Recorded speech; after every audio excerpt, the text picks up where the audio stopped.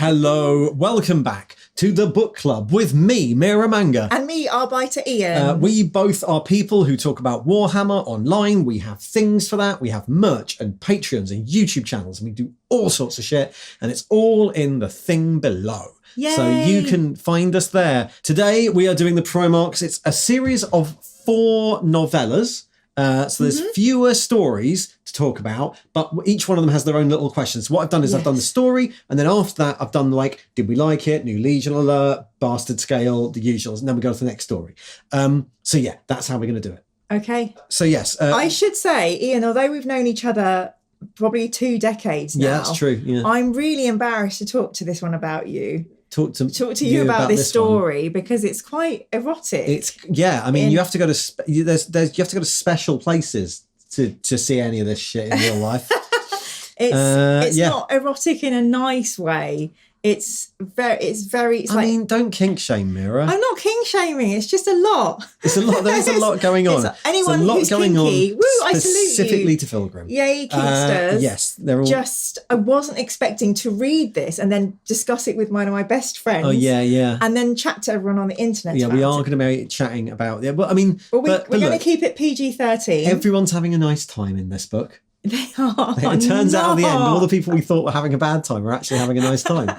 That's very much the plot. So we open in La Fenice. Yes. Lucius, one of our favourite characters. We remember Lucius. Lucius is a dick. Lucius is in La Fenice, which is now off limits since the so this is the demon orgy. This is the spaceship performance space. Yeah, well it was. Yeah, it was like their general. Well, the noise marines came and the crab things happened. Yeah, and the sexy music and all that. Yeah. Anyway, so that happened. It's now forbidden. It's off limits.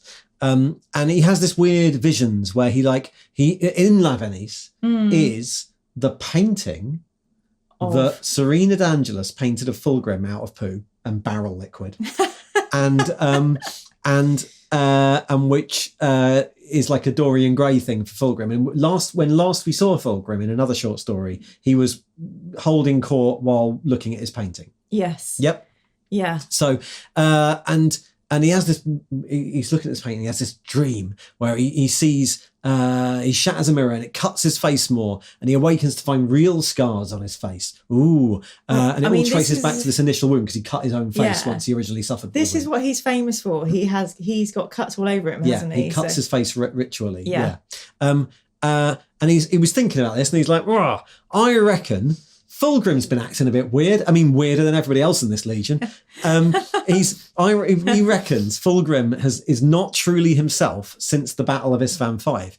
The current Fulgrim isn't as funny, doesn't seem as insightful, seems a bit shit at fighting, and talks about past battles as if he never really was there. Yeah. He reckons, and generally also, the whole ship, the Pride of the Emperor, it all seems a bit hollow. There's this sort of just after Isfahan, there was like a riot of fun having, we'll call it. Yeah. And then Fulgrim was like, no, it's getting a bit out of hand. But I'll put a stop to that. You're going to do what I say. And this form of order means there's like there's basically the whole ship's having a come down. That is exactly what's happening. Exactly what's happening. And he's like, well, this Fulgrim seems a bit weird. I reckon he's a demon. He does. He kind of thinks there's something going on. He doesn't necessarily know it's a demon immediately, but he thinks there's an undue influence, doesn't he? Something's happened to the Primarch, and it's influencing him. Yeah. And then he goes to encounter Lord Commander Eidolon, and he's a dick to Lord Commander Eidolon. Yeah. And then the Lord Commander Eidolon's a dick too. Everyone in this story is an arsehole. Yeah. Bastard list is going to be long. And then Lucius encounters Eidolon, and then they go to a commander's meeting, and Fulgrim does the next target. It's like, Horus says we should go and do this, but in fact, screw that. I want shiny crystals. Yes. Because I love shiny crystals. So we're going to go to the correctly named Prismatica cluster. Lovely. A world rich in crystals, mined by the Martians. And And then Eidolon's like, shouldn't we do what Horus says? And Fulgrim's like, fuck you, chops his head off. I was so shocked. I thought There's a lot of that in this. I thought Eidolon was going to be with us till the bitter end. Yeah, well, did you know that he gets his head chopped off? Oh, and they put the head in wine, and the blood and the spinal fluid go into the wine, and they all have a drink of it. Victory wine. Yeah. Today, I should say, we're not having wine. We're not having victory wine. We're having. Oh yeah, we forgot. We're having. Good Earth. Good Earth, mango and moringa, which I believe is a form of wooden instrument. Tea. Cheers to not drinking spleen and we should have drank some blood. victory wine with some spleen blood in it. Anyway, with a little head floating in it. I should have got some little Eidolon head ice cubes. Should have put them full of like cranberry juice. Eidolon head ice cubes I could go for. And we've put you in your victory wine. Anyway, fair enough. That's enough. We should merch that. Who makes ice cubes? Anyway, right, fine. So he's like he decapitates Eidolon. They drink all his blood, and Lucius is like, well, actually, right. Eidolon was probably right, and Fulgrim seems a bit weird, but also Fulgrim seems a bit jerky. I reckon I could beat him in a sword fight. So this, to me, this is quintessential Emperor's Children. Yeah. This is your swagger, your belief. I'm the best. I could do this. And it's quite interesting how loads of the other legions are absolutely enthralled to their Primarch. Whereas in this, we have like, I could beat him up. Yeah. The Emperor's Children then go and do this sort. They assault Prismatica 5. Nothing really important plot-wise happens. This is canon, I think, right? Yeah, this is it. This is the thing that happens. Marius Variosen's cacophony, the Noise Marines, use their noise weapons, so everyone sees that happening. Lucius is ambushed by a battle engine, but Fulgrim kills the battle engine, the Titan, with his new magic powers, turning it to mutate. And everyone's like, whoa, he's got some force in him. He's got some weird magic in him now. And Fulgrim's like, oh, everyone should be like me. I've got force that empowers me now. And you could all be like me if you want. And then he goes into a crystal forest and has a weird flashback where he's definitely not guilty about killing his best mate, Ferrus. Fulgrim is like angry over Ferrus' death, and he's hacking at his own reflection. And the reflection's Ferrus Manus, and it's like, oh, I can't exist unless it's cold in here. It's dark. And Fulgrim's like, I'm going to keep you in the dark, Ferrus. I hate you. Sad. Yeah, so that happens. Anyway. Yes. They're back on the ship. They do their fight. Yeah. Lucius summons the old Brotherhood of the Phoenix, which is like the Warrior Lodge. A bit like the Mournival, but more. Yeah. And you get all the main characters. You get Julius Caesaron, Marius Variosian, and Eidolon. And not Eidolon because he's dead. Fabius Bile, a couple of other spare people, and Lucius, right? Yes. And they're all like, he's like, right, something's weird with Fulgrim, and Variosian's is like, I reckon he's got a demon inside him, and it's got new powers, and that's why he can tip apart Titans. And then Fabius is like, oh yeah, I've measured his vitals, and it's like something's inside him. And Fulgrim's body is like, it looks like it's changing for some sort of big ascension it's going to go through. Yeah. And Caesaron is like, no, I think what we should do is we need to do something to get this thing out of him. Yeah. Because I'm not taking orders from some demon that's up Fulgrim. I only take orders from Fulgrim. Yes. Yeah. That's what Lord they're like. Fulgrim is our gene father, and I take orders from no one but him. Yeah, exactly. So Fulgrim, so then they set a trap. This is awful. Their idea to get it out is it's interesting. So this is how they're going to do it. They come up with a very clever plan. Yes, a cunning plan. Caesaron goes to see Fulgrim, and he's like, Fulgrim, I think you should come with me for no reason. Come and look at a nice painting or something. And then as they're walking through the Gallery of Swords, they're ambushed by the gang, by Lucius's gang. Yeah. And they fight him, and Lucius is sort of winning a bit, but maybe not really. Yeah. And then Varosian blasts some sonic noise at him, which incapacitates him. And they take him back to the Apothecarian to scourge his body to make it so painful the demon fucks off.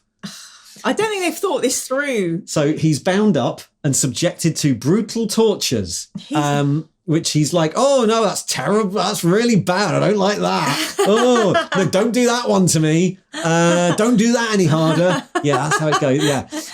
But he's enjoying it. He's like, yeah, pain's truth. This is an irritant. It's a test of love is what Fulgrim's saying. So he's having great fun. And just when they're running out of things to do, he just gets up and he's like, can we say before they run out of things to do, they put something up his bottom? Probably. which is described in great detail. Okay. It's like doesn't one of them try and snip his fingers off or something? Probably, yeah. It's just like that. Graham McNeill is an amazing, I've said this so many times, he's amazing at writing, specifically as well as normal horror, body horror. Yeah. And it's just absolutely, it's enthralling. You cannot stop reading it, but it's one of the hardest things that I've read. I think Night Lords is going to be a walk in the park after this, to be quite honest. It was great. It was fine. It was a perfectly normal night out. And, with the Emperor's Children. With the Emperor's Children. And they have a good old time in their torture session. I feel I'm laughing too much. I'm having too much fun in this one. Carry on. Well, not as much fun as Fulgrim's having.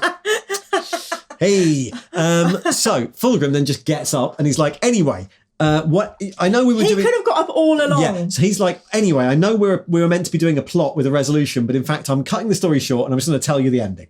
That's what Fulgrim says. And he's like, right, so I was possessed by a demon for a bit, and that means I learned some war, and I was trapped in that painting. Yeah. But then I got back in my body and trapped the demon in the painting off screen because I learned some warcraft. So that's all fine. Yeah. So that's how I know how to do that. Also, it probably was that demon putting these things in Lucius's brain, which is why Levenis is off limits. So I didn't want that demon influencing anyone. Yeah. And also, me being crap at fighting was just a ploy to get you all to do this to prove how much you love me or something. Oh wow! Yeah, it was, it was blissfully made perfect sense to an Emperor's Children. Yeah, blissfully convoluted Fulgrim logic. And then he's like, right. Also, I'm going to go further than anyone in experience and learning. This was not far enough. I need more machines and implements. And pushing the limits to the extremes, not to gain power, but just for the journey. A journey he wants Lucius to take with him. And all the Legion. And the next step was to link up with Perturabo and the Iron Warriors because the Angel Exterminatus. But also, before that, can we go and take all this glass we've nicked from this planet and make a special mirror palace? Oh, yeah. That's all that he wants to do. Yeah. So basically, that's the story. And they're like, I'm going to build this big crystal palace and I'm going to go and I'll put bring some dinosaurs Perturabo and I'm going to have a great time. So yeah. I was absolutely shocked that Eidolon got the chop because he's been quite, the whisper in the crown's ear kind of thing. Yeah. He's been on the bastard scale. I think he deserved it. I'm glad he's gone. It was also a really fun insight because I remember we read the one about Space Wolves that Dan Abnett wrote. Yeah. We got to see them all in their den. Yeah. And we get to see Emperor's Children just in their little fancy house, in their torture house. The little wrong'uns. Of course they've got BDSM torture chambers, that's all happening. But yeah, I have always thought it wasn't fair the way that Fulgrim fell into the warp. Oh, yeah. He got taken to the Serpent Temple. Got a demon up him. He was given an evil sword. And I even made those T-shirts, Save Fulgrim. I really was like, turns out he's actually just a dick. Yeah, there's no redemptive arc. I quite liked the end of it where he's like smushed into the corner of his own brain by a demon because he got possessed by a demon. Yeah. Like the end of Fulgrim. And I was like, that's quite good. That would be a good way of Fulgrim going bad is because he got demoned. Yes. But it turns out he's just bad all along. And also all the plot he was definitely controlling and everything was his idea so that he could tell everyone, don't worry, guys, I am still Fulgrim. I'm just a dick. I'm full Fulgrim. Yeah. But this ascension that they're alluding to, Fabius Bile says, I've observed something. He's preparing his body. Yeah. I've also seen the snake minis of Fulgrim. Yeah. So are we going to read about that happening in Horus Heresy? Yeah. Okay. I don't know. Yeah, he's become a big snake. What book is that? Angel Exterminatus, I believe. Oh, that's what it's called. Yeah. I'm reading that right now. A few books ahead. Anyway, so that happens. My thoughts here are, is this the first story we've had where everyone in it is horrible? Like, there's not a nice character. They're all dicks. Eidolon tries to be nice. Well, not nice. But he's Eidolon. Yeah, they're all horrible. They're all horrible. There's no good people in here. I've put 3 people on the bastard scale for this story. Go on. Fulgrim, Lucius, and the entire Emperor's Children Legion as a whole. Fulgrim, I still don't think is on the button. He can have a 2. Really? Yeah. But he's... I think I like him. Oh dear. I think he's a shadow daddy. I think you're in 2 I think you're confused in yourself, Mira, about how you feel about the events of this book. I am. I think Fulgrim had a lot done to him. He did have a lot done to him. I feel sorry for him. He's had a demon up him, but he's got it out and been like, I enjoyed that. Let's do more of that. Did you get the analogy to Jesus? Oh, no. Being tortured by his disciples and having to rise and win them over again? Oh, is that it? Oh, I don't know. I thought it was a whole Dorian Gray thing. Yeah, that too. Okay, right, good. So only 2 on the bastard scale. Fulgrim's just got a Fulgrim, right? Okay, right. Well, does he? Okay, fine. Lucius? I really love... Lucius just trying to get his dad back. He is. I think I really love... Did you not love being in Lucius's head? Yeah. That's quite interesting, that kind of character. A character that's just complete narcissist. I think he wanted to kill people and he was... I mean, he's just a bit bonkers. Let's give him a 7. 7. We've probably given him a lot more. The Emperor's Children as a whole. Oh, man. I don't want to... I have friends who play Emperor's Children. Yeah. So you're all wrong uns. No, kidding. I think the Legion, they're just really misled. I read them as like a bunch of like teenagers left with their torture room, you know? Yeah. And I don't know. Well, they're Space Marines. They've never done... They're all very new to this. I don't know. What would you think about that? I think the Emperor's Children as a whole get like 5. Yeah, we'll do that. I'm happy for that. Okay, all right, okay. I have one question here because I asked for questions separately. Rob says, Dorian Gray references aside, what do you think of the twist revelation? What do you think it says about Fulgrim that he went from someone being manipulated to being the spider at the centre of a scheme to instruct his sons? It's almost though he gained some sort of clarity after the events of the drop site massacre. That's interesting, isn't it? I mean, I think it's a bit convenient. As I said, I think this feels a bit like someone decided they didn't want it to be Fulgrim's actually just possessed by a demon. Can we have it be Fulgrim be evil again? And therefore this feels like a bit like writing it as a backtrack. To go, maybe we can't just have him be a demon for the rest of Heresy. Let's write a short story where it turns out he wasn't a demon anyway. Well, and it feels like that because also the plot sort of just ends. They run out of events and then Fulgrim just gets up and goes, yeah, anyway, so all that was irrelevant and I'm not a demon. I quite like the ending. I loved the way that it ended, just to say. But I think... do we believe that Fulgrim has got the demon out of him? I don't know. I think he's an unreliable narrator because he's still going to change into a serpent. He can't do that without the demon. Do you know what I mean? Well, there's a lot of weird things you can get done in 40k to you. Like plastic surgery. Demons up you and everything. I'd like to you can have different sorts of... You have sort of different sort of demon uppening. Oh gosh. Well, I mean, I'm still bamboozled because I never want to believe super ill of Fulgrim. I do think we see a very, like, the whole atmosphere of the whole spaceship was changed. There was a very different Emperor's Children where they're like, wow, we've reached these excesses. How far will we go? We're going this far. We're going to torture our own dad. Mm-hmm. So I feel like it was like one of those kind of teenage adolescents, where do we go now? And this has kind of sealed it. Yeah. Fulgrim definitely has now got his divine. He's got the mirrors. He wants his palace. He sees his place in... the galaxy at the side of or leading with Horus. So I feel, there's been a bit of... Or he's just off trying to get demons up him because he's like, well, fuck Horus, I'm going to go and do my own things. He's going to grab Perturabo next and go and do an Angel Exterminatus. Well, you don't know. Some of them want to help out Horus. Others just going to go chaos and go off, have their own fun. As we will see later with our Alpha Legion, no one knows what they're up to. Yeah, well, they don't even know what they're up to. No. Right, so that's the first book. The next book is about Fulgrim's best mate. Fulgrim's best friend. Ferrus Manus of the Iron Hands. Oh. Right, so this is by Nick Kime. This is Feet of Iron. This is my first Nick Kime that I've read. Okay, interesting. Yeah. It is before the Heresy. Yes. We're on campaign. And we meet first Captain Gabriel Santar. He's leading the Iron Hands against Eldar on a desert world of 1544. And there are also there's Vulcan and Mortarion are there too, somewhere else on the planet, and they're all looking for these psychic nodes that the Eldar are using. And Vulcan and Mortarion have got theirs, and they're all very annoyed that the Iron Hands and Ferrus Manus, his dad, hasn't found theirs yet. And there's a fight where they're fighting against like Eldar riding scorpions. It's a bit like Lords of the Lance, really. Yeah. There's loads of creatures that are invoked that come out of the desert to defend. And they defeat them, and you find out that they're horrible people too, because he's like, you can't have any prisoners, execute anyone trying to talk to you, screw this. Not only that, you can't have any prisoners, but you can't have any of your human civilians have rest. And the Eldar run away, and his assistant, Captain Desan, because Iron Hands have many vowels. So Captain Desan is like, run after them. And he's like, no, we need to keep on schedule. We're meant to be scouring the desert for a node. And he tasked this guy called Ruman to sanitize the battlefield and kill all the survivors. Yeah. Also, so they go back and they chat to Mr. Ferrus Manus, their dad. Yeah. Who's always grumpy. Yeah. He's very angry. This is not a good planet for this legion. No. So they're made of like robot bits. They're made of sandy. So the Iron Hands like robot bits, and it's very sandy. So they're annoyed at that. Ferrus is a dick. Every time Desan is like, there's all these Eldar wizards, he's like, you're just shit. Yeah. This is just weakness. It's a weak excuse. We're behind, and I will not be behind.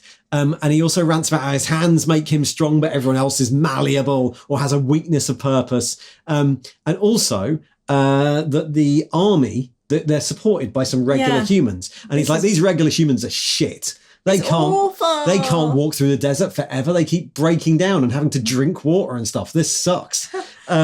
These people suck. Leave them behind in the desert to die. Yeah, he's horrible. So then you see that like they've just set up a tent with all the sick people. They're just, people have lost limbs and they're like, no, we're moving. Yeah, there's a guy called Bion Henricos. And Bion Henricos, he's only got one hand. Oh, he's only got one metal hand. The rest of him's normal. Everything else is normal. So all the Iron Hands are like, that guy. He's only got one robot hand. I know. And Bion has to go and tell the army leader just after they set up the medical tent. He's like, yeah, we're just going to keep going. Yeah. Come on. Sorry, everyone's going to die. Like, because we're all going to die. Anyway, right. So, also, 2 unseen Eldar somewhere on the planet are like, yes. Oh, this Ferrus Manus, we need to get a message to him. There are 2 lines of fate and they will soon diverge. So we better figure out which one he's on. This reminded me of the Cabal. The Cabal, and also there was definitely a short story where Fulgrim, with Fulgrim, the Eldar were trying to talk to Fulgrim, and he said no. That was in that was in Fulgrim. That was in Fulgrim when they were like, hey, we've got you here to do a battle, but actually we just want to talk to you. And he's like, fuck you. Yeah. So they're trying to do the same to Ferrus. Yes. So the Iron Hands arrive at a suspicious valley. Ferrus Manus is like, I think this valley's important, but we should scout it. And they're like, we don't have any, we're the Iron Hands, we haven't got any scouts. And then Bion Henricus is like, what about all these humans? They're scouts. And he's like, fuck that, we're not waiting for them. Go into the valley. You do a very good Ferrus Manus. Yeah, screw that. Is this you at work? Yeah, we're not waiting for them humans. I know I said I need scouts, but not that badly. Walk into the valley.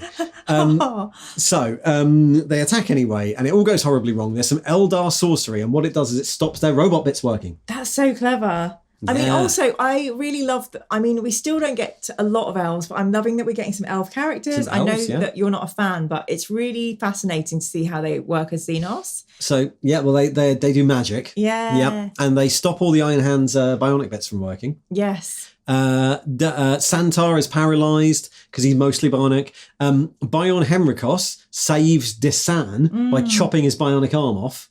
Yeah, I mean, I love the turnaround where they were being mean to him. It's like Rudolph the Red-Nosed Reindeer. They laughed at him till they needed their red nose. Exactly. Now, old one hand is save the day. So they do this fight and they extricate themselves from this fight. They haven't won the fight. And at the end of it, they look around and Ferrus Manus has gone missing. He's disappeared. He's disappeared off. So Santor's like, right, I'll organise a search party. 50 people with me. Meduson, who's another character, he's like, Meduson, you go and lead the rest of the army, do some fight, follow the Eldar, I'll go and find Ferrus Manus. There's also some really sad foreshadowing here where they're all like, we can't have lost our dad. Yeah. And you see their spirits fall, and I think, we know they're going to find him, but they are going to lose their dad. They're all a bit arguey about it. Yeah. So anyway, Ferrus Manus is isolated in a dark, cavey, stormy complex thing. And while he does this, he gets all these visions sent to him. First, he sees the brutal murders of his own captains, including Santar. And he's like Forrest Whitaker in Star Wars. He's like, lies! and smashes it all up. Exactly like that. Yeah, exactly like that. Yeah. And he smashes through those. He sees 100 decapitated heads, all with his own face on for no foreshadowing reason. Dr. McCoy in Star Trek? Dr. McCoy? No, I mean, oh, sorry, I said no, not DeForest Kelly. Forrest Whitaker in Star Wars. Okay, fine. He says, "I'm a Primarch, not a robot, Bones." Anyway, so he does that. He sees 100 decapitated heads, no reason. He's ambushed, right? He's ambushed by a silver-scaled serpentine creature. Snake. Wait, who in the last book just had a vision of in his own cave? Who's having a vision in a different cave? His best mate. There's a bloody snake. So the whole thing with Ferrus Manus is that when he landed, he got attacked by a big silver worm, and he killed it by putting it in a volcano, and that's why he's got metal hands. Yeah. So he's having visions back to this big silver worm. I thought this was to do with Fulgrim's snake. No, this is a snake that attacked. Ferrus is in Ferrus' history. So where will I read about the? I think you read about it in about 5 books' time. Okay. Yeah, we never get a Ferrus book. He's just stories scattered through all the other books. Okay. Anyway, the snake's like, mwah, mwah, mwah, angel exterminatus. Woohoo, I'm a snake. That's how he goes. That's what the snake says. They're going to make that into a single. Yeah. I'm angel exterminatus. I'm a snake. Gonna get ya. So that's what happens. And then after he's fought that, Ferrus then kills a corpse king on a throne. Ooh. Yeah. And he uncovers a luminous portal and goes through it. And there's like an orrery of worlds and stars and the 2 Eldars. While this has happened, the Eldars are like, oh, what's that big snake? Did we accidentally let some chaos in? Fuck, we're idiots. Oops. But anyway, it's fine. While this is all happening, the main force find the Eldar army and node. Yeah. But they have the same cybernetic issues. And Henricus is like, I've got an unusual plan. What if I take off my bionic hand? Yeah. And then I lead the Imperial army in and we'll break the thing. Humans, we'll save the day. And everyone's like, oh, obviously that won't work. And then he goes and does that. Yeah. So Ferrus has gone to his orrery and he meets the Eldar who's called the Diviner. Yes. Right? There's 2 Eldar and they're having an argument about how to proceed. The Diviner appears, which may or may not be Eldrad. I'm not sure. I can't remember. Okay. And he's like, right, do you want a choice? You can have a choice between a fated death or a path to reshape the galaxy. I know what I'd take. And Ferrus is like, fuck you, and then attacks him. See, this annoys me so much. Because he's an evil Eldar. I know Ferrus is disorientated, but none of them want to talk. I will not submit to your will. Yeah. There is no such thing as fate. I am the strongest. Yeah, and I think, Yeah. opportunities lost. So anyway, outside, Bion Henricus is leading the humans and it's sort of working, but going very badly. They're all dying. And then Ferrus Manus pops back up and helps, and then they win. And the remaining army veterans, of which there are not many, Ferrus is like, okay, fine, I guess sometimes the flesh isn't weak. You're very good. Well done. You've been officially adopted by the Iron Hands now. And then they talk about it afterwards, and Ferrus is like, fuck all that. That was all insignificant. As long as we win, it changes nothing. But Santar's like, yeah, I think he's a bit affected by that. Yeah. Yeah. And then the Diviner's wounded. Yeah. And he's chatting to his mate. He's like, oh, well, we can try again in the Empire of the Battle King, which is Guilliman.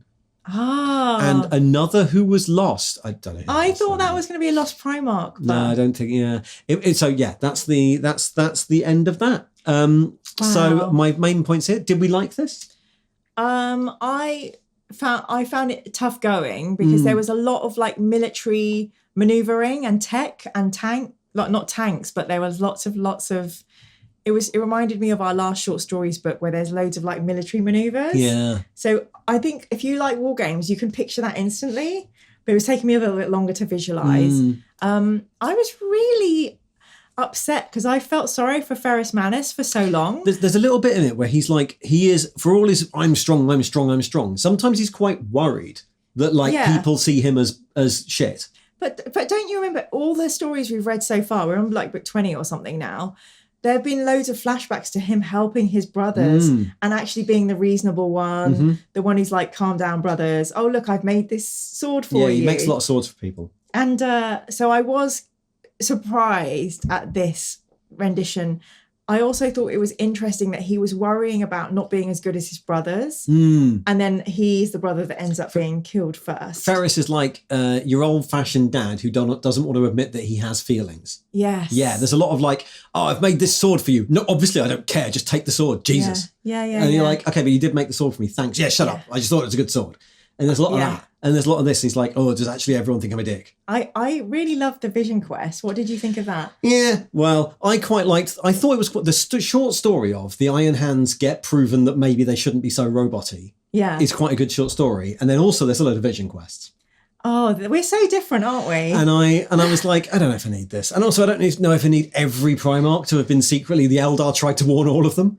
Well, individually. I think you would, though, if you were the Eldar. You'd be trying like, to get all of them. Please. New Legion alert. The Iron Hands. This is probably the most we ever see of them. Really, like just being the Iron Hands. What did you reckon? I think it's good. I loved finding out about them and how they exist. They're a bit more servitory. What's the Mechanicum than I thought they would be? Yeah, they've got this obsession with not being weak. Yeah. And for a lot of them, that means making themselves robots.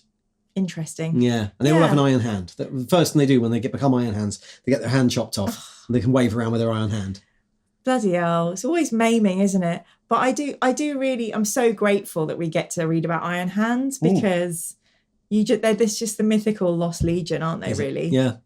So that's the Iron Hands. So I did also put here, is this another, just like the last story, is this another everyone's a dick Legion? I mean, apart from Bion Henricos, everyone else is a dick, right? I think the Elder weren't... They're not dicks? I suppose they were trying to save the whole universe from 40,000 years of battle. At some point you're like, can you not phone them? I know. Like, hi, we're going to lead you into a battle and kill loads of you in order to get you close enough to tell you that really, honestly, I'm just trying to talk. I've sent you a letter. You're a little bit indoctrinated and your dad is... Have you considered? Yeah. Oh, yeah. I think... Oh, gosh. You've put Ferrus Manus on the bastard scale. Well, I couldn't think of who else to put on the bastard scale, but he seems to be the one who's really the problem here. I think he is a proper bastard to the humans. So, yeah, he can be a 6 on the bastard scale. 6 on the bastard scale? Yeah. That's a lot higher than Fulgrim. No, I think we've done Fulgrim higher in a different one, right? Okay, right. Okay, so Fulgrim in that last one was only 2, but in this one, Ferrus is 6. Because he is a dick. Yeah. Okay, all right, okay. Questions. Rob says, we get a few different glimpses of Ferrus before the events of the Heresy. What does this snippet reveal, if anything, as to what kind of Primarch and brother he was? I think we just talked about that. Yeah, we did. Do you think it reveals about his character? Who do you think is the other the Eldar are referring to? Well, there's the Battle King, and then it could be Fulgrim, because this could happen before Fulgrim. Yeah. And also... Yes. It could be Fulgrim, because, this could happen. We don't know how long ago this is. Or it could be, I don't know if the Elder know about the Cabal, but it could be Alfarius and Omegan. Could be. Yeah. But I did think, I mean, I know it's absolutely stupid to think this. I was thinking, could it be the missing Primarchs? But of course it will never be that. No, because they're already dead by this point. Are they? Well, yeah, who knows? But anyway, so yeah, it's I don't know. I think this did probably as much character exposition as we ever get in the Heresy about Ferrus. That's it. I don't think we ever really see him properly. Iron Hands book? No. There's there's Iron Hands in lots of books, and there's lots of short stories about Iron Hands and Iron Hands things, but it's all Iron Hands lost after Ferrus has died. Got it. But I thought with 65, however many books... They're doing Iron Hands. They're doing Iron Hands. No, they never do it. Are there any other legions that get missed out completely?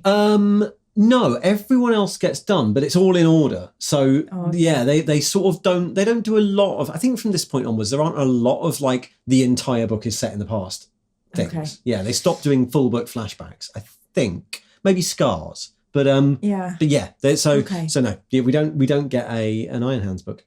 Boo. Just lots of other Iron Hands blobbing around, being angry. Okay. There we go. So we've done our bastard scale for this. We have 2 left. Yes. The Lion by Gav Thorpe. Another chance to join up with the most dysfunctional Primarch. Completely convinced he's the best one. An absolute car crash of a human being. That's so interesting you call him the most dysfunctional. We've just read The Reflection Kraken. Yeah. So The Lion by Gav Thorpe. Right, so here we are. The Lion is one of my least favourites. Me too. And apart for a couple of reasons. Partly because Lionel Johnson's a terrible character. But also this is the one with those questions. Hello. Yeah.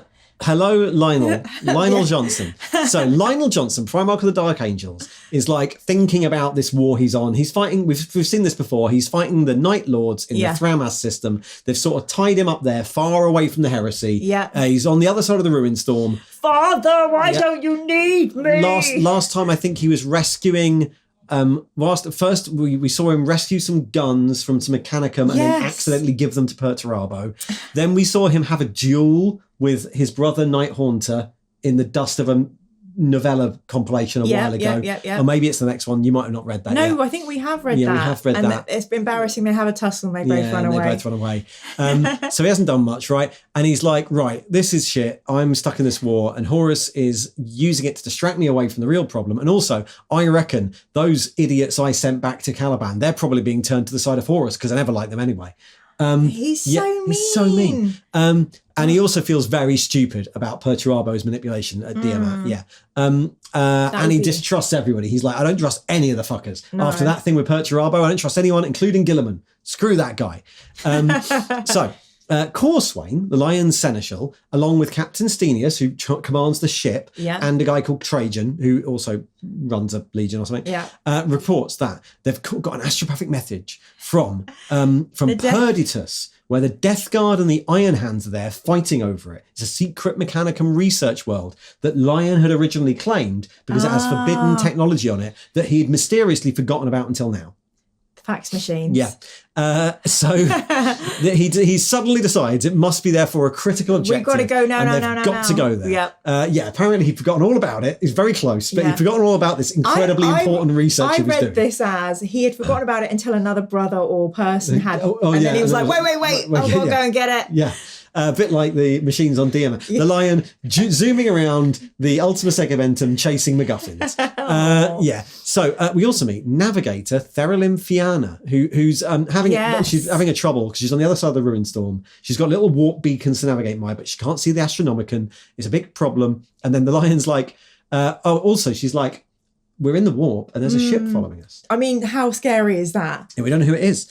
And the Lion's like, don't worry, I'm the best. I'll devise a solution. And he's like, can you do an emergency warp translation? And the wake will force them out as well. And then we'll shoot them. This is such a bad idea. And she's like, I'm already telling you I can't bloody steer properly, you dick.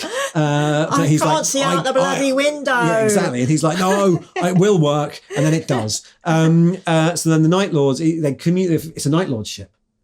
Yeah. And then they talk to the Night Lords, and the Night Lords are like, fuck you. Yeah, see you in space hell, Lion. The Night Lords seem a bit and they blow up their warp engines, which causes a warp rift, and suddenly there's demons everywhere coming all out of over the consoles. Their ship, right? But it doesn't, and basically that means everyone gets to do a demon fight. Yeah. But basically nothing happens. They just do a demon fight. I quite like a demon fight. There's a big demon fight. There's a lot of fighting. Yeah. And the Lion kills everybody with demons. And there is a thing that happens. So what happens is one of the guys who's not allowed to be a librarian anymore, because we've all read Thousand Suns, where you're not allowed to do. You can't do no psyching. No? One of them does some psyching at a demon and it works. Yeah. And also the Navigator's doing some warp eye stuff at a demon and that works. And then at the end of it, or near the end of the fight, the Lion goes back to his bridge and Nemiel's there, who's now a chaplain, as we know. Yeah. Brother Nemiel. We love Nemiel. And Nemiel's like, this guy, Asmodeus, he used his psychic powers when he's not meant to. Yeah. And the Navigator's like, yeah, but that kills demons. And the Lion's like, yeah, I reckon killing demons is probably a good reason to use the psychic powers again. And Nemiel's like, no, the Emperor said you're not allowed to. And then the Lion chops his head off. No, instantly. Nemiel. Yeah, that's what happens. Like he's Eidolon or something. The Lion's like, we've been through so much with Nemiel. 2 books. 2 books. Well, a book and a half. Book and a little book. A book and a no, little. 2 books and a little book. 2 books. Yeah. Because we had Angels Descending or, 2 books and a little book. And now he just gets his head chopped off for effect. And I think this is a worse head chopping than Eidolon. It was much worse. Because you were like, why'd you do that? The Lion's just angry that someone was like, actually, maybe you shouldn't use psychic powers. It shows that Lionel, who I kind of was thinking, should we give the benefit of the doubt? We do no longer give the benefit. Complete chaos. He doesn't know what he's doing. No, he's a Wally. So anyway, after that, Lion's like, right, librarians are fine now. Do what you need to. Yeah. And they kill all the demons. Thank God. So that's the demons. Right. So then they go on their way and they get to Perditus. And Fianna's like, there's like a dampening effect in the warp around here. And the Lion's like, yeah, that'll be all that Mechanicum work that I definitely commissioned, but completely forgot about until 5 minutes ago. And they detect there's Iron Hands and Death Guard's fleets, and they're basically fighting to a stalemate around Perditus. And Lion puts his fleet right in the middle of them, and he's like, right, fuck you. Stop fighting. I don't trust any of you. I don't trust anybody. And he meets with Iron Father Lasco Miskoa. I love it. You just pronounce these so easily. And Death Guard Kalas Typhon, who we have met. And they're forced to pull back because the Lion's like, I'm going to blow the entire station up if you don't all go away, right? Yeah. And then he makes a grand entrance. He goes down to Perditus and he meets the leader, who's High Magos Kir Doth Eaxis, and he notices that he's got a hidden tattoo, which is the Order of the Dragon. What is that about? That's the thing from Mechanicum. Oh, yeah. Yeah, but it's not relevant here. And could be relevant in a few books' time. Yeah, could be. And then the Lion meets the thing they've been studying, which is this thing called the Tukulka engine. Except now they've wired into it a child servitor. Yep, so that it can talk to you, because they found this thing that was like a mysterious artifact, and then they decided the best way to figure out what it was is to wire a child servitor in it so that it can have a chat with you. So this is worse. They have a chat, and the Lions and the servitor's like, "Oh, hey, Lion, I remember you. You discovered me. Hi, I'm friendly and can help." And then Tukulka is like, "Here, I'll show you how," and he instantly teleports the Lion, Axis the Magos, and the entire Invincible Reason flagship somewhere else into the warp, defying all normal translation methods immediately. And everyone's well freaked out. And they're like, "How did you do that?" And he's like, I'm a magic boy. Yeah. I'm a magic space engine and I can do this. I can do anything you want. I can get through the warp storms and I'm brilliant at navigating. Why, little boy? So they go back to the thing, right? So then Lion meets up with Typhon and Medoa, and he's like, "Right, why do you two both want it?" Yeah. Right. And Typhon, it turns out Typhon, he's there following visions from his grandfather, but not Mortarion. Mortarion doesn't know about it. He's actually there because, Nurgle. And Medoa, the Iron Hand, he was stationed near there anyway. And when Ferrus died, he went to Macragge, and it's Guilliman who sent him to get it. And the Lion's also like, yeah, Gilliman's been trying to send me messages as well, but I don't trust him. I'm going to ignore them. Oh, the lion. Anyway, he goes, right, I declare this all Perditus Ultima. This is all banned now. You're none of you allowed to be here. I'm going to destroy the Tukulka engine, which will send a clear message that I'm the decisive one in charge here.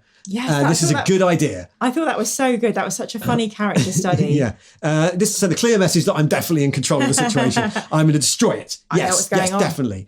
But then when he's decided that, Typhon tries to sneak in and nick Tukulka. Yes.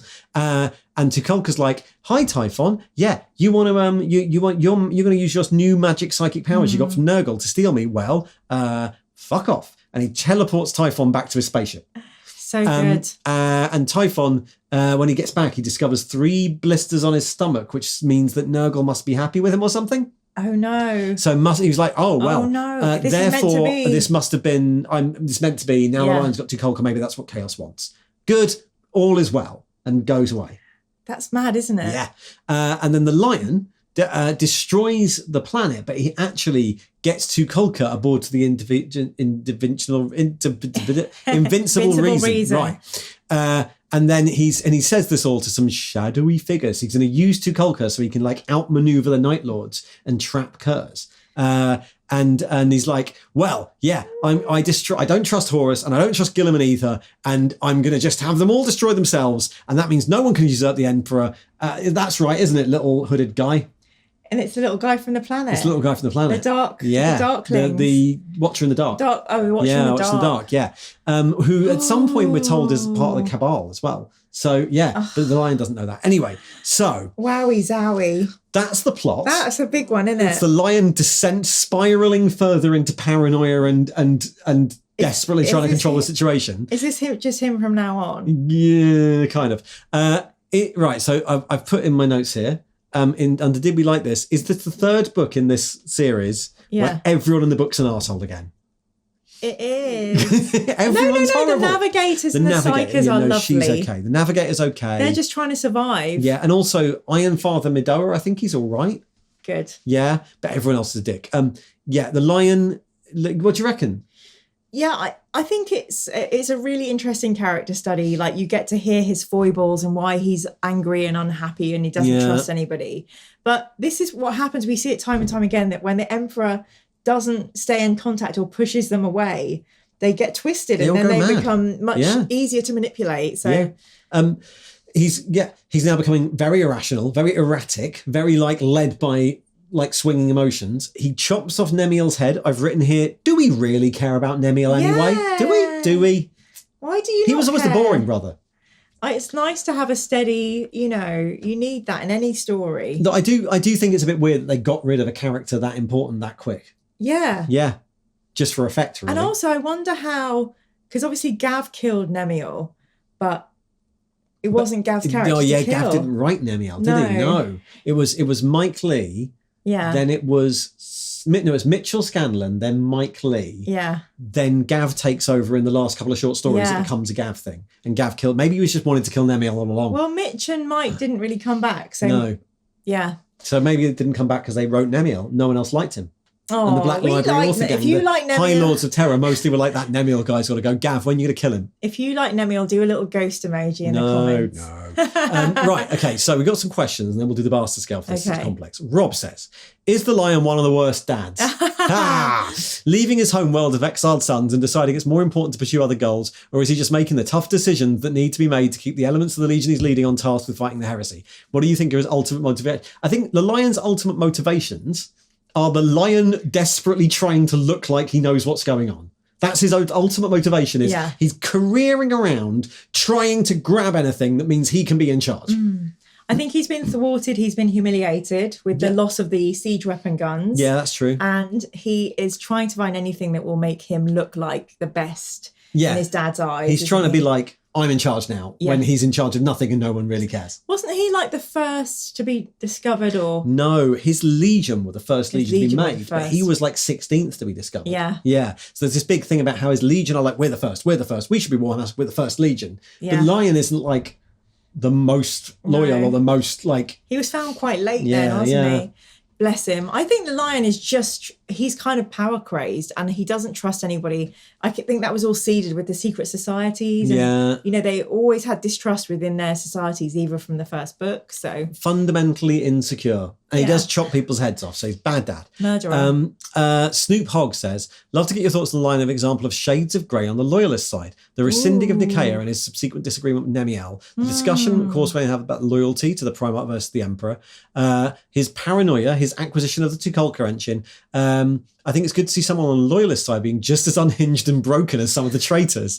I think this adds a lot of interest to the lion. Are they sort of the good guys, bad guys? Yeah. And I think I think it's less of him being cold and calculating and more that he personally cannot deal with what's going on. Yeah. And he's lashing out. It seems like that. I think so. And it is nice to see shades of grey with the loyalists, even though I'm disappointed because you want the good guys to be good. But yeah, we get a lot of like crazed, frenzied, demoned, treacherous ones. So it was really interesting to see how this kind of... his sneakiness is kind of coming out. I think, like, who's the good guy's bad guy? It's probably Russ or something, isn't it? Russ is like, there's this whole duality between Russ and Lion, and that, like, the idea is that, like, the Lion is the Russ is a civilized person pretending he's a savage. The Lion is savage pretending he's civilized. That's good. And there's a whole thing, because I would have said Russ is like the most popular, like, I'm the bad guy of the good guys. Oh, that's so interesting. Yeah. I don't know all this stuff. I love it. James says, does the lion act out of character when he murders Nemiel? And was this a disappointment since it destroys the chance of a reunion with Zahariel? Yes, it's awful. Yeah, but I was bored of those two by book 2. What? That's because you're a horrible human. Yeah. Why were you bored of them? I just don't think they were that interesting. I loved them. I didn't like how they both immediately becoming like, within a book, they immediately become like leading officers of the opposite sort. And I'm like, I would have liked it if they were just like sergeants or something. But they were little boys in the snow together. So yeah, I think it's, I don't care about Nemiel getting killed. I really care. And I think Luther should do the same to Zahariel. I'm worried about Zahariel. I hope we see him again. And I hope he's head chopped off. I don't know if he is. No, doesn't do that. It destroys the chance of that reunion, but I don't really care about them. I don't know. What do you reckon? Were you waiting for the reunion of Nemiel and Zahariel? Okay, fine. Oh, bloody was. Right, go on, next Okay, question. and then Polyox says, for the lion, how does paranoid rambling at the end make you feel about him? I know he's been on the bastard scale before, and I thought the same, but for me, this was where he became an interesting bastard. Also, what do you think about Gilliman's message from Ultramar in general, coming off the back of No Fear? Oh, what is Gilliman's message? He's like, well, the lion says, Gilliman's been trying to get in touch with me and tell me to come back and help him. So funny. And he's like, screw that, I don't trust the guy. It's interesting. I mean, you and I are not big fans of the lion. No. Mostly because he's so discompassionate to the people around him who support him and try to advise him. Now, this is on the same tip with the added paranoia, with the bigger weapons now. Yeah. So, yeah, I mean, he is on the bastard scale. Of course he is, for Nemiel. Give him an 8. He's an 8 on the bastard scale. Very good. Okay, what about Typhon? Typhon. I mean, it's difficult as well because Typhon's just doing a job. All right. But he's working for Nurgle. Yeah. I mean, he wanted to as well. He's like, yeah, I love working for Nurgle. Woo! We haven't had I've come here and just done some bullshit. I thought it went wrong, but turns out Nurgle's happy, so I'm happy. We haven't, actually, Typhon's great. We haven't had much Nurglish No, stuff, there's not a lot of Nurgling yet. So Nurgle comes quite late in this. Yeah. I think let's give Typhon a 6. Okay. And what about the Tukulka device? Is that a bastard? No, the Tukulka device is nice. Yeah. Okay, all right. Tukulka's nice, so he's not a bastard. Tukulka is just probably trying to secure its own survival. Well, fair enough. And it's a child. It is abominable intelligence. Yeah, but don't put a child abominable intelligence on the bastard scale. Abominably childish. Okay, fine. Tukulka's not on the bastard scale. That leaves us with one novella left in this book. The Serpent Beneath by Rob Sanders, who's taking this is the first Alpha Legion thing. Yeah. Is it? Since Legion we've had. We had Legion, and then they showed up in Deliverance Lost. Yes. That's right. And now this is the next bit. Right, so here is how this works. Yes. This is a confusing one. I literally have come here today to have you explain this to me. Okay, all right, fine. So, yeah. Amiga, who we know was behind Deliverance Lost. And Alfarius was telling the War Master, don't worry, we're going to get this shit off the Raven Guard, and Amigan was the one doing it. Yes. Right? And also in that, Alfarius kicked the Cabal gassy guy out of the airlock. Yeah. So we can assume they don't want to be Cabali anymore. Right. Amigon expresses unease about this crucial pylon system, and he's talking to the guy who runs it, or works there, Librarian Acheon, because they don't care about the Edict of Nicaea. They got librarians. They're the Alpha Legion.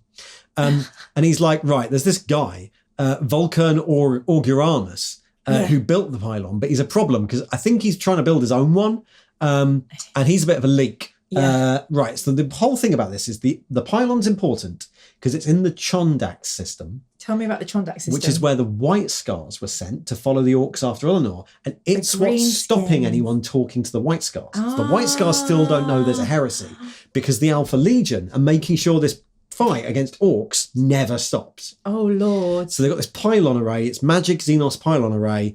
Auguramus knows how it works. They reckon he's building another. And he might be a leak, right? So that's what he's This is such an Alpha Legion story. Already there's works there. Skullduggery. It's like a psychic pylon. Yeah. Stopping any warp communication. Industrial espionage. Yeah. This is so Alpha Legion. So Alpha Legion. Right. So and Amigan's like, oh, yeah, that is a problem. Don't worry. We'll sort it out, Echion. You just go back to working your pylon. Right, so Amigan then just goes and chats to a guy who we've met before, Captain Sheed Ranko, who was in Legion, right?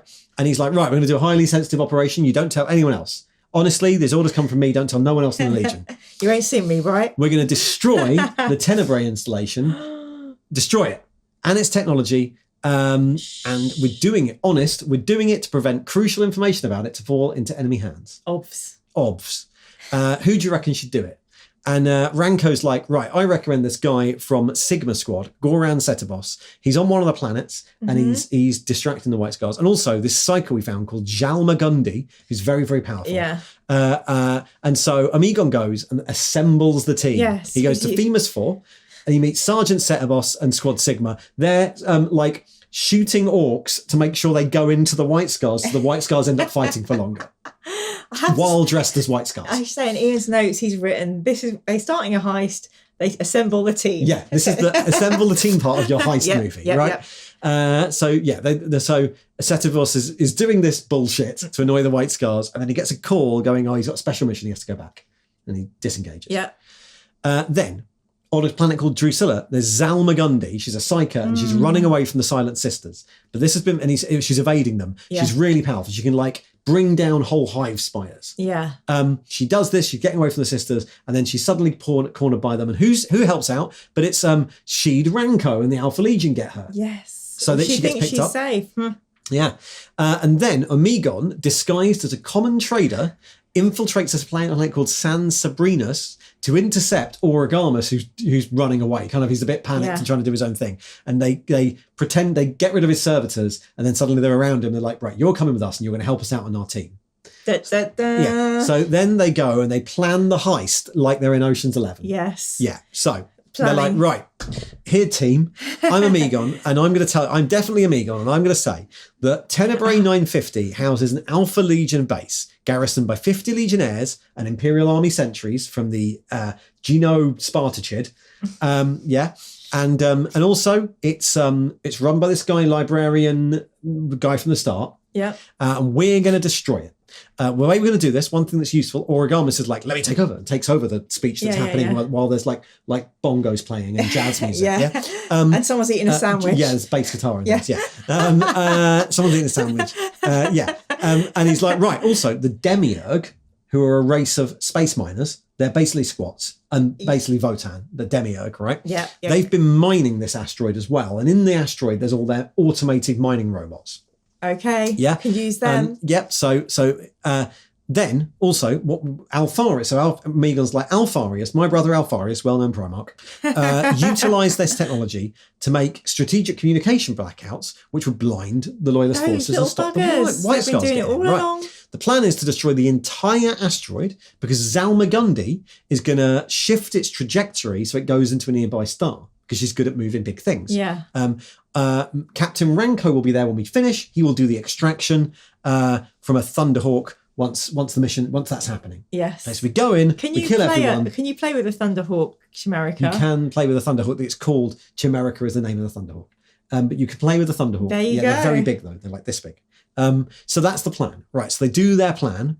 Omegon leads Squad Sigma's infiltration of the Tenebrae installation. He uses melter bombs to make a hole in the wall after drifting silently on a depowered starship. Very cool. I like that bit. Origamus pretends he's doing an inspection. He's very nervous. That's such a classic. He walks heist. into the command center, jams all the Vox communications, and fucks around with the sentry guns to point the wrong ways. And Zalmagundi gets captured. Oh yeah. By other Alpha Legion who send her as a psyker, because it uses psykers to power it, to Tenebrae. They infiltrate the Psi Penetorium, Omegon and his gang, which is a prison for psykers, and they're posing as an Alpha Legion inspection team to the other Alpha Legionnaires, and then kill all the Skitarii guards, and they get Ichion into a cell where Omegon's like, you failed to prevent our infiltration of this space, therefore I'm going to kill you. So bad. And then they free Zalmagundi. Zalmagundi opens all the cell doors in the Penitentiarium like they're in X-Men or something. And they crush the Legionnaires. All the psykers get out and start causing chaos, which distracts them. As you would. And then Omegon is like, you need to send loads of confusing messages from Control, pretending that they're running the wrong way to confuse all the, because the Legion, the other security guy who's in charge is Rick. It turns out to be quite good, and they get caught in a few crossfires. Right. This is Commander Janik, who's like Ikion's mate. Yes. And Janik's trying to capture this guy alive. He's like, well, it must be a false flag. It must be someone posing as the Alpha Legion, pretending to be the Alpha Legion, because the Alpha Legion aren't. We're the Alpha Legion. And Omegon is wounded by Janik, but then defeats the squad and confronts him. And Janik's like, we're the Alpha Legion, and we've got great torture things, and we'll get this who you really are out of you. And Omegon whispers, Hydra Dominatus, brother, to Janik, and then triggers the robot mining machines that mine through the thing and kill everyone. Hooray! They depressurize the base and he kills everything. Widespread chaos. They get to the hangar deck.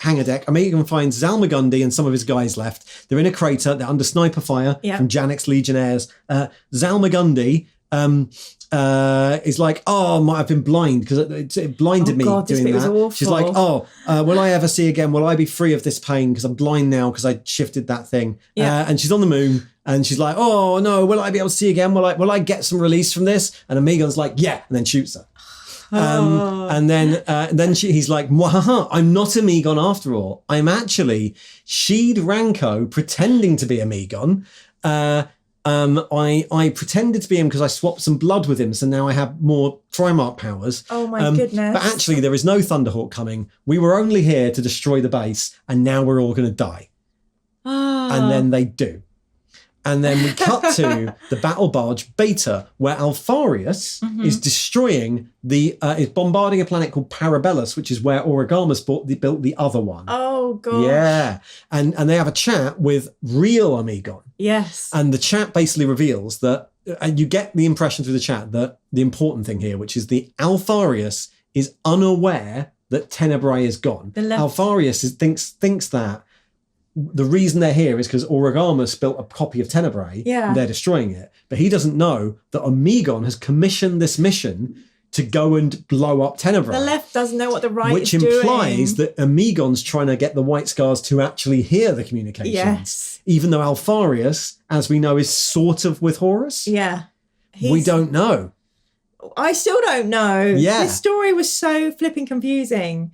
And I know in my head, okay, Alferus and Omegon can be anyone. Yeah. I didn't know it went the other way around and the Legion could be, well, I guess I kind of do. Pretend to be them. Yeah, they said that. They all say, I am Alfarius. Yeah. They can just drink a bit of his blood like a space vampire and then they got a bit of temporary superpower. I don't think I like the Alpha Legion. Well, so they don't know if they like each other either. So evidently it's interesting because no one knows what's going on. So it looks like, to the first glance, that Amegon is acting against Alfarius and against Horus to destabilize, like the Cabal said, they're like destabilizing both sides. Their brothers are but not they don't aligned. know. No. And also we know that Amegon on the last one was definitely working with the bad guys to steal the Deliverance Lost stuff. Yes. And we also know that because it's mentioned in the Reflection Cracked that Fabius had access to that knowledge because Alfarius handed it over at the end of Deliverance Lost. Oh my god. So we know that Amegon's mission to get the weird Emperor gene knowledge from the Raven Guard was a success and he did deliver it to Alfarius, who did give it to Fabius, who has been using it. Oh, sorry, we find that out in another book. Sorry. But anyway, we know that then Amegon was on the side of Horus, but now he seems to be not on the side of Horus. Or maybe he's on the side of maybe he thinks Jagatai Khan will come to the side of Horus. How does anyone write the Alpha Legion? I know. Rob Sanders, how? Well, yeah. So crazy. He might be a secret loyalist. We don't know. Or maybe he's not. Hurts. So the Alpha Legion, did you like this book? I did like this book. I love hearing about the Primarchs, and I get the feeling that Primarch stories are going to be few and far between as we go ahead. Yeah, I'd say they get more common. Oh, good. Yeah. You don't like that? No. I like that. But these ones are okay. I really enjoy it. I think each of them, when you dipped into, had a really strong feeling or emotion that it evoked, which kind of reflected each legion, which I really, really love. Which emotion and feeling was in this? Was it the feeling of confusion? Yes. Okay. Yeah, okay, good. I want to say also, I really like the fact that this was a heist movie. I did too. I liked it with a little sort of, it was Ocean's 11 in space. Is that like a theme with Alpha Legion stories? A little bit, isn't it? Yeah, it's quite heisty. Yeah. Right, so Rob says, if the twin Primarchs are one soul in two bodies, as they describe themselves, do the events in this novella reveal that soul in conflict with itself, but literally personified because it's in two physical bodies? Is that why the Alpha Legion's plots are so convoluted anyway? Because they don't know what they're doing. They're simple as the Hydra, which has no dominant head.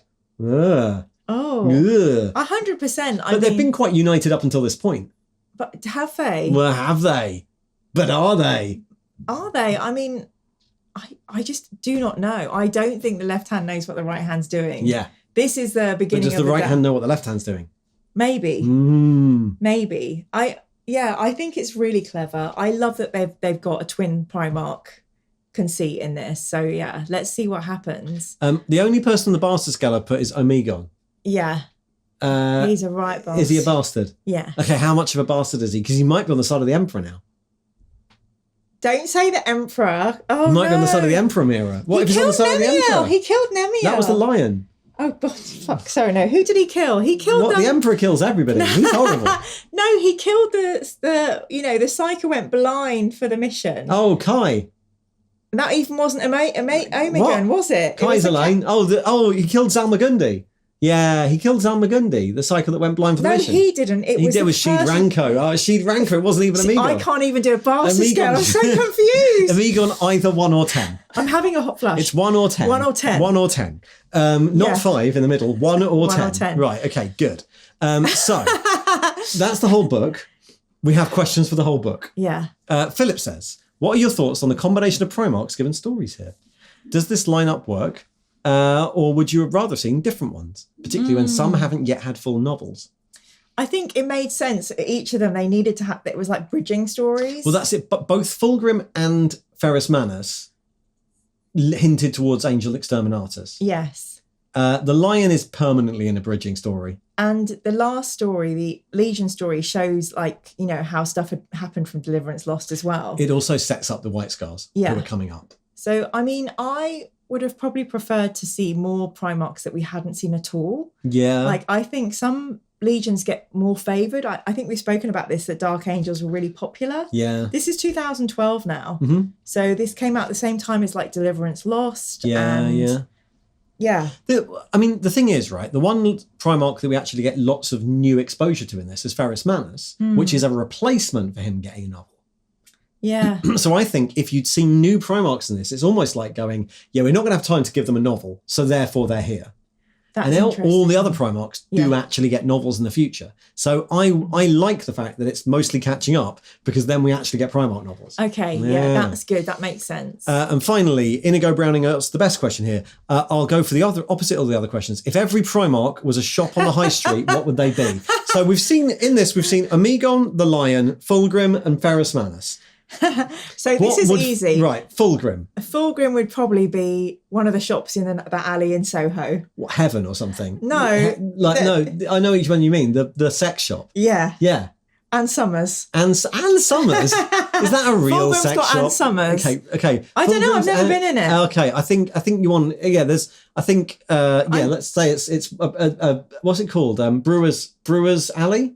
Yes. Brewer's alley in Soho in London. Right, so he's a sex shop. Yeah. Ferrus Manus. Ferrus Manus is obviously an ironmonger. And I was going to go for like Machine Mart. What's that? Where you hire big drills. Yeah. Temporary hire of large equipment. And who is the ones that have those big diggers and stuff? Could it be like a builder's merchant who's really angry that you don't already know exactly what you need? Yes. Yeah. Yes, 100%. It's like someone 100%. in a really high-end trade builder's merchant who every time you go in asking for like some screws is like, do you know exactly what you want? Why not? Oh, so easy. 100%. Yeah. 100%. What's Amigon? This is easy. This is very local. You know, Tottenham Court Road, they've got those spy shops. What, full of tiny cameras to put in your pocket? You get like these pens. You can buy a briefcase that folds out into things. He's one of them. And his brother's got one on the opposite side. And that only leaves the Lion. The Lion. What shop on the high street is the Lion? God. We haven't given high street shop names. The Lion. Okay, hold on. I'm going to go a bit straight, but the Lion thinks it's the best thing ever, but is actually a dick to everyone and full of horrible people. Is it Weatherspoons? Oh, gosh. The Lion is Weatherspoons. So is the Lion the bloke that owns them all? The Lion is Tim Martin from Weatherspoons. Yeah, the Lion's Tim Martin. Yeah, I'm happy with that. Yeah, and he looks a bit like a lion, Tim Martin. Yeah. So, yeah. I think this is the best question we've ever had. Brilliant. Thank you very much. The Lion is Weatherspoons. Amigon is one of those spy shops in Tottenham Court Road. Fulgrim is a sex shop in Brewer's Yard in Soho. And Ferrus Manus is one of those builders merchants who's really pissed off at their customers. Angry hardware. Angry hardware, sure. Yeah. Store. Yeah. Okay, brilliant. Great. There we are. So that's the Primarchs. Yay, thank you. We've done the whole book. Woo! So we'll be doing the next one is Fear to Tread with James Swallow. The Blood Angels. Yes. And then we go to another anthology. Yeah. And then Angel Exterminatus. Okay, I have to say Fear to Tread is blooming awesome already. Interesting you say that.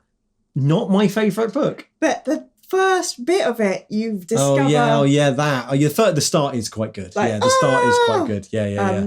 But I'm so excited for Sanguinius because I think he's everyone's Primarch crush. Yeah, everyone likes Sanguinius. Yeah. So. Tortured artist Sanguinius, but with like wings. more believably than Corax. Yeah. Anyway, right, that's it. So we've been these people. We've been recording for an hour and 12 minutes. I'll see if it's actually that long at the end. But we thought these anthologies are always long. Thanks for watching. If you'd like to do more, we're on podcasts and we're on YouTubes and our stuff's in the below. Google us. See you later. Bye. Thank you. Bye.